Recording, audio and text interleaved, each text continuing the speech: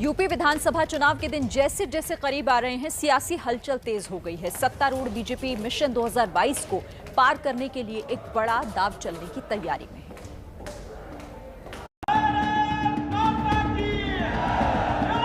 Mission 2022 के लिए BJP ने बिगुल फूंक दिया है। सोशल इंजीनियरिंग और मजबूत संगठन के बाद अब बीजेपी बड़े चेहरों पर दांव खेलकर यूपी की सियासत रिटेन करने में जुटी है।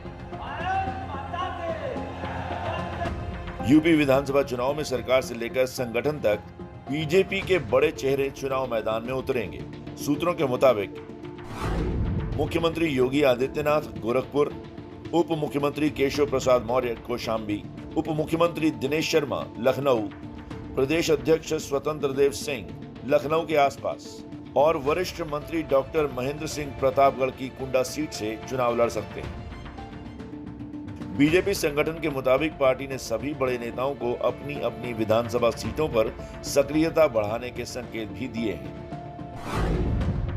पार्टी का मानना है कि बड़े चेहरों के जरिए आसपास के जिलों और सीटों पर प्रभाव बढ़ेगा। बड़े चेहरों के मैदान में उतरने से कार्यकर्ताओं में मनोबल बढ़ेगा।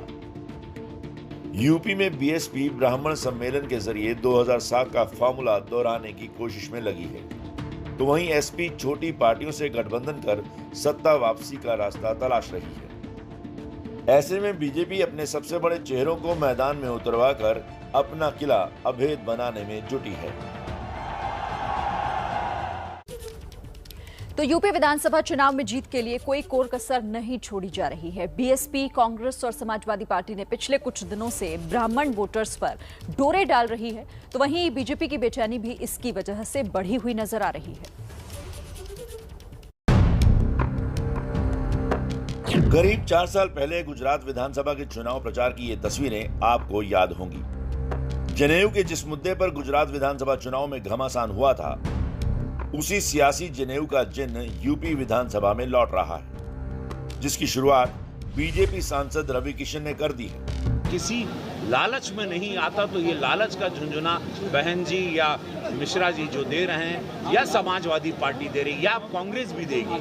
वो भी जनेऊ पहन के, राहुल जी भी अब घूमेंगे, देखिएगा कुर्ते के ऊपर जनेऊ पहन के। यूपी में जैसे जैसे चुनावी मौसम करीब आ रहा है, सियासी दल ब्राह्मण वोट बैंक को लुभाने और अपना बनाने की जुगत में लग गए हैं। बीएसपी राज्य भर में एक हफ्ते का ब्राह्मण सम्मेलन करने में जुटी है।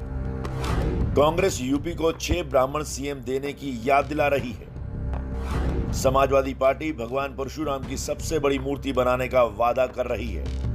विपक्षी दलों की तरफ से ब्राह्मण वोट की गोलबंदी की कोशिश से बीजेपी की सियासी सीढ़ी भी लड़खड़ा सकती है, क्योंकि यूपी में 11% ब्राह्मण वोट है। यूपी की सियासत में 11% का ये आंकड़ा 29 जिलों में निर्णायक भूमिका निभाता है।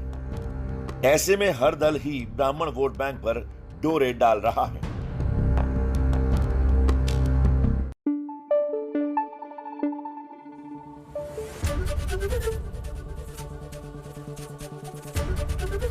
एबीपी न्यूज आपको रखे आगे।